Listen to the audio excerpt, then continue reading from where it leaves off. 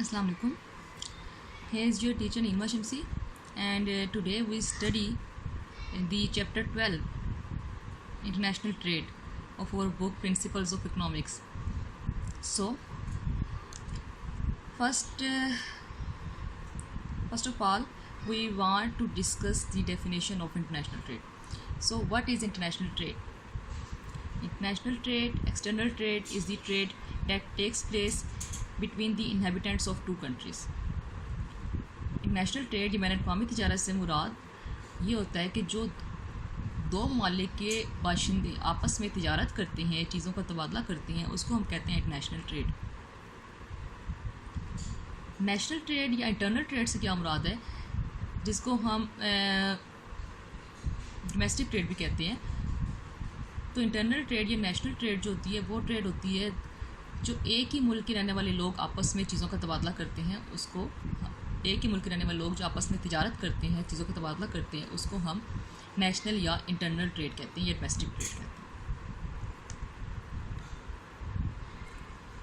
ये मैं आपको एक सेपरेट वीडियो में इसको एक्सप्लेन करके भेजूँगी। उसके बाद importance of international trade. International trade जो है वो किसी भी मुल्क के लिए क्यों ज़रूरी है, इंटरनेशनल ट्रेड के क्या फ़वाइद हैं। Acquisition of foreign goods. Acquisition का मतलब है एक्वायर करना, ठीक है। फॉरेन गुड्स जो बैन अवी अशिया हैं या बाहर के हमारे से जो चीज़ हासिल करते हैं उसको हम फॉरेन गुड्स कहते हैं। तो बाहर के मुल्क से चीज़ें जो हैं वो हासिल की जा सकती हैं इंटरनेशनल ट्रेड की मदद से। आप चीज़ें इंपोर्ट करते हैं इंटरनेशनल ट्रेड की मदद से, बैन अवी तिजारत की मदद से। जो चीज़ें आपके अपने मुल्क में आप प्रोड्यूस नहीं कर सकते, ठीक है। क्यों प्रोड्यूस नहीं कर सकते? क्योंकि उन चीज़ों की जो कॉस्ट है, जो लागत है उन चीज़ों को प्रोड्यूस करने पे, वो आपके मुल्क में बहुत ज़्यादा आएगी, ठीक है। फॉर एग्ज़ाम्पल आपके मुल्क में जो मशीनरी वगैरह है या कैपिटल है वो आप प्रोड्यूस नहीं कर सकते। क्यों? क्योंकि एक तो आपके पास जो है वो लैक ऑफ नॉलेज है, और दूसरा ये कि उनको प्रोड्यूस करने पर जो आपकी लागत आएगी वो इतनी ज़्यादा आएगी कि उससे बेहतर है कि आप वो चीज़ें जो हैं वो किसी दूसरे मुल्क से जो है वो इंपोर्ट कर लें, वो उससे कम पैसों में आ जाएंगी, ठीक है। तो जो चीज़ें आप अपने मुल्क में प्रोड्यूस नहीं कर सकते वो बाहर के मुल्क से आप इंपोर्ट कर सकते हैं। इंटरनेशनल ट्रेड का ये फ़ायदा है, ठीक है। दूसरा फ़ायदा ये है कि provision of necessities of life, कि जो आपकी बेसिक नीड्स हैं, नेसेसिटीज़ ऑफ लाइफ हैं, ठीक है, जो आपके ज़िंदा रहने के लिए ज़रूरी हैं, वो चीज़ें भी बाज़ औक़ात आपको बाहर से इंपोर्ट करनी पड़ती हैं, ठीक है। बहुत सी ऐसी चीज़ें होती हैं जो आपके मुल्क में प्रोड्यूस नहीं हो सकती, तो लेकिन वो आपकी ज़िंदगी के लिए या बेसिक नीड्स हैं आपकी, तो उनको आप बाहर से इंपोर्ट कर सकते हैं। बाज़ औक़ात लाइफ सेविंग ड्रग्स होती हैं, मेडिसिन होती हैं जो आपको अपने मुल्क में प्रोड्यूस नहीं कर सकते, लेकिन बाहर के मुल्क से आप जो है वो हासिल कर सकते हैं। Availability of goods in case of shortage. अगर आपके मुल्क में किसी चीज़ की शॉर्टेज हो जाती है, बाज़ औक़ात आपके मुल्क में कोई सैलाब आ गया, तूफ़ान आ गया, ज़लज़ला आ गया, तो इसकी वजह से आपके मुल्क में चीज़ों की जो आपकी बेसिक नीड्स हैं या आपकी नेसेसिटीज़ हैं उसकी कमी हो जाती है, तो उसके लिए शॉर्टेज हो जाती है, तो आपको वो चीज़ें बाहर से आप इंपोर्ट कर सकते हैं, ठीक है। जैसे कि अगर ज़लज़ला सैलाब आ गया तो आप बाहर से गंदम जो है इंपोर्ट कर सकते हैं। एक बार हमने शायद अमेरिका से गंदम इसके लिए इंपोर्ट भी की थी। उसके बाद जो फोर्थ पॉइंट है वो है सरप्लस प्रोडक्शन। अगर आपके मुल्क में किसी चीज़ की प्रोडक्शन ज़्यादा हो गई है, आपने कोई चीज़ ज़्यादा प्रोड्यूस कर ली है, सरप्लस में चली गई है वो चीज़, तो आपके मुल्क में वो पड़ी रहे एक्स्ट्रा, इससे बेहतर है आप उस चीज़ को बाहर एक्सपोर्ट कर दें। अगर आपने गंदम ज़्यादा प्रोड्यूस कर ली है और वो आपके मुल्क में गोदामों में पड़ी जो है वो सड़ जाए और आपके मुल्क में उस चीज़ की डिमांड ना हो, तो इससे बेहतर है कि इंटरनेशनल ट्रेड के ज़रिए आप उसको एक्सपोर्ट करके पैसे कमा लें। जब आप चीज़ों को एक्सपोर्ट करेंगे, उस गंदम को एक्सपोर्ट करेंगे, तो उससे आपको इनकम हासिल होगी। वो इनकम जो है वो अपने मुल्क की तरक्की के लिए इस्तेमाल कर सकते हैं। तो सरप्लस प्रोडक्शन को कंज्यूम करने का एक ज़रिया है नेशनल ट्रेड। उसके बाद फिफ्थ पॉइंट है advantages of large scale production. Large scale production के फ़वाइद जो आप हासिल कर सकते हैं। लार्ज स्केल प्रोडक्शन क्या है कि बड़े पैमाने पे आप चीज़ों को प्रोड्यूस करते हैं।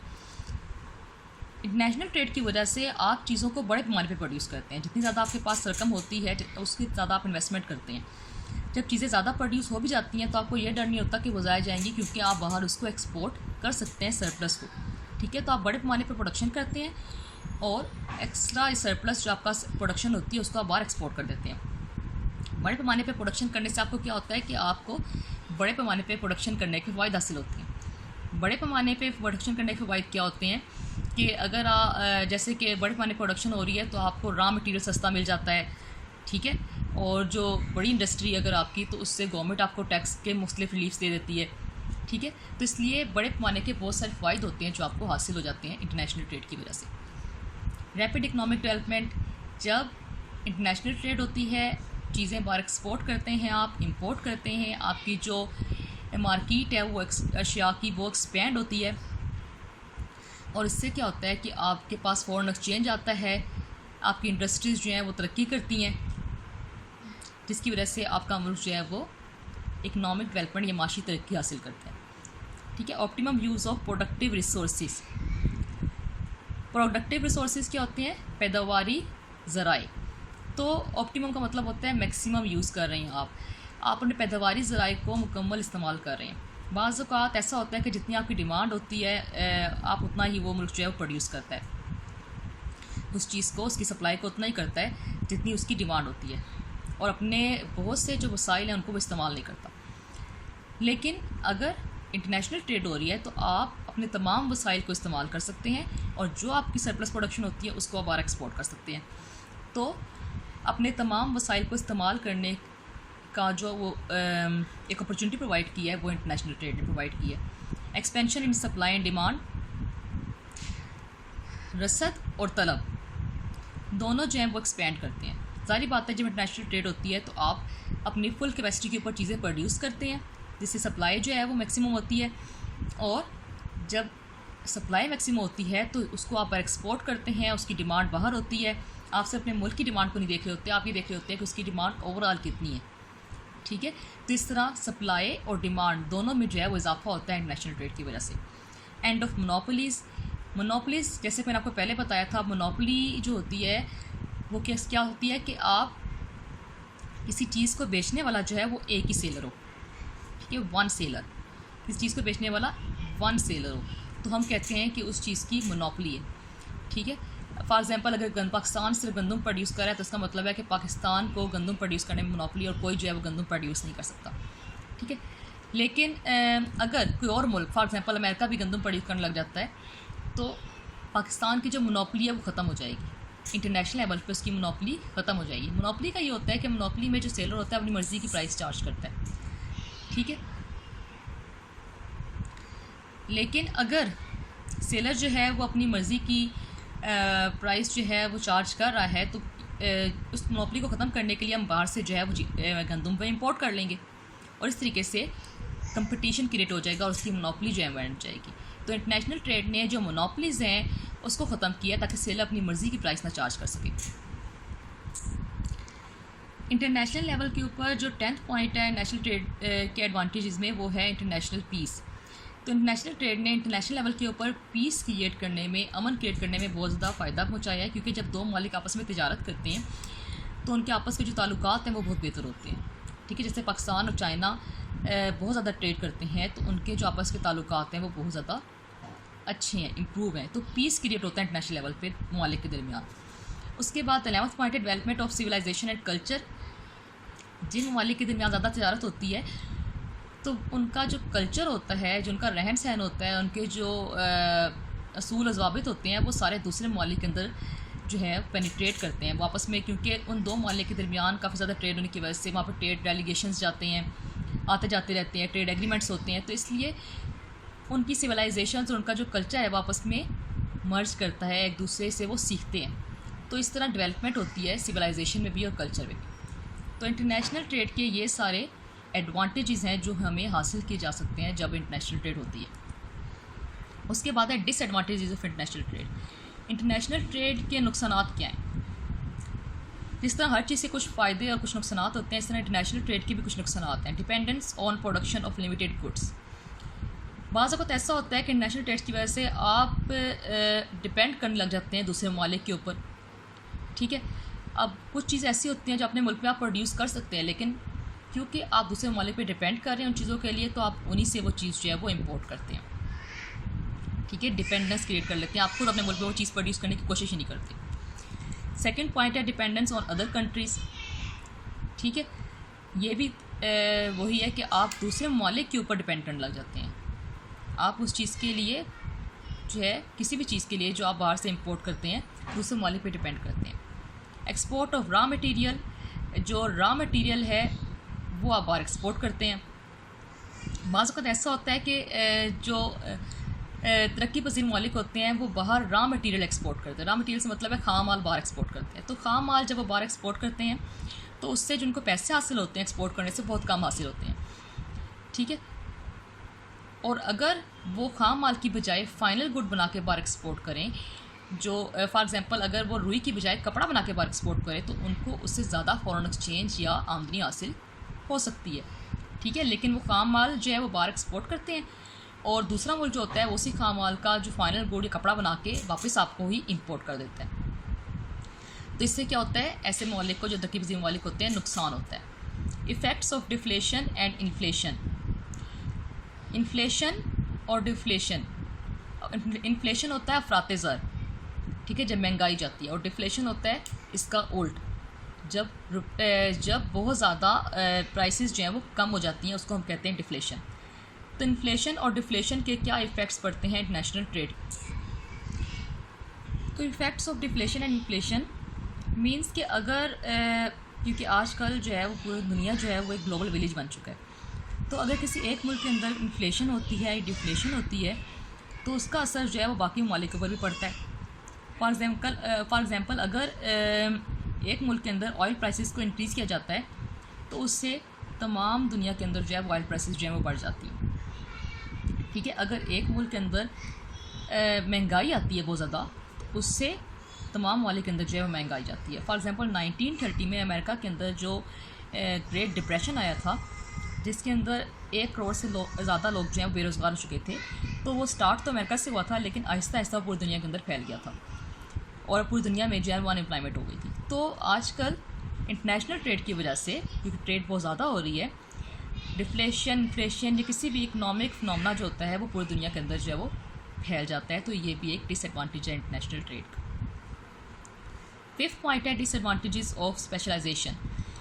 स्पेशलाइजेशन के बहुत सारे नुकसान उठाने पड़ते हैं। स्पेशलाइजेशन ये होता है कि जो मुल्क जिस चीज़ को कम लागत पे प्रोड्यूस कर रहा होता है, वो उस चीज़ में स्पेशलाइजेशन हासिल कर लेता है और उस चीज़ को प्रोड्यूस करना शुरू कर देता है। बाज़ दफ़ा ऐसा होता है कि कोई और मुल्क जो है वो उस चीज़ को उससे भी कम लागत पे प्रोड्यूस करना शुरू कर देता है, और अब जो पहले वाला मुल्क है उसको जो है बहुत ज़्यादा नुकसान उठाना पड़ता है उसकी वजह से, क्योंकि अब स्पेशलाइजेशन उसने उसमें की हुई थी, सारे सोर्सेज उसने उसके ऊपर लगाए हुए थे।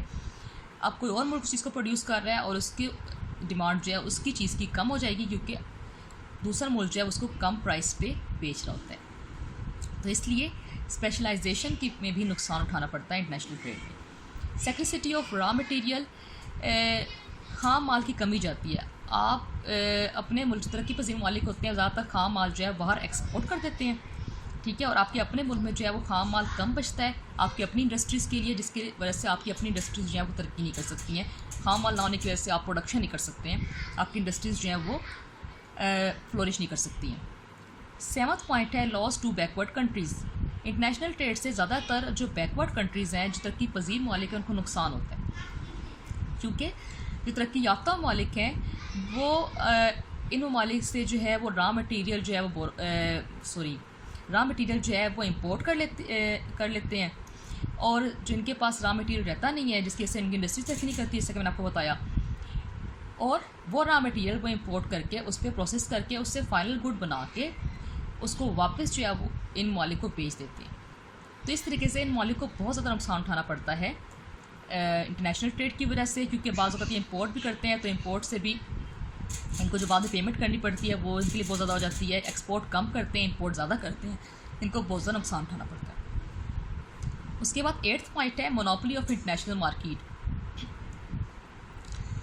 इंटरनेशनल मार्केट्स के ऊपर ज़्यादातर जो मोनोपोली होती है, जारादारी हासिल होती है, वो तरक्की याफ्ता ममालिक होती है। तरक्की याफ्ता ममालिक जो हैं वो इंटरनेशनल मार्केट के ऊपर अपनी जारादारी बना लेते हैं, और तरक्की पजीर ममालिक जो हैं उनको अपने रूल्स एंड रेगुलेशंस के ऊपर चलाते हैं।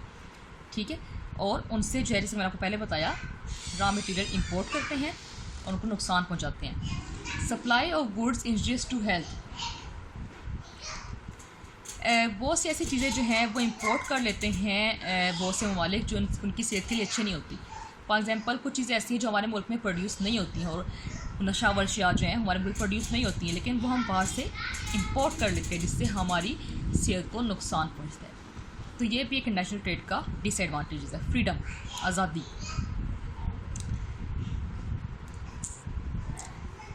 तरक्की पजीर ममालिक जो होते हैं उनकी फ्रीडम, उनकी आज़ादी जो होती है बाज़ औक़ात वो भी ख़तरे में पड़ जाती है इंटरनेशनल ट्रेड की वजह से। जैसा कि ब्रिटिश जो थे वो इंडिया में तिजारत की कर्ज से आए थे, और तिजारत करते करते आहिस्ता आहिस्ता उन्होंने जो है वो इंडिया को अपना ग़ुलाम बना लिया और उसके ऊपर हुकूमत करने लग गए। तो इस तरीके से उनका फ्रीडम जो है वो भी एक किस्म से तिजारत की वजह से जो है वो ख़तरे में पड़ जाता है। तो इंटरनेशनल ट्रेड के जहाँ पे बहुत सारे एडवांटेजेस हैं, इस तरीके से इंटरनेशनल ट्रेड के कुछ डिसएडवांटेजेस भी हैं।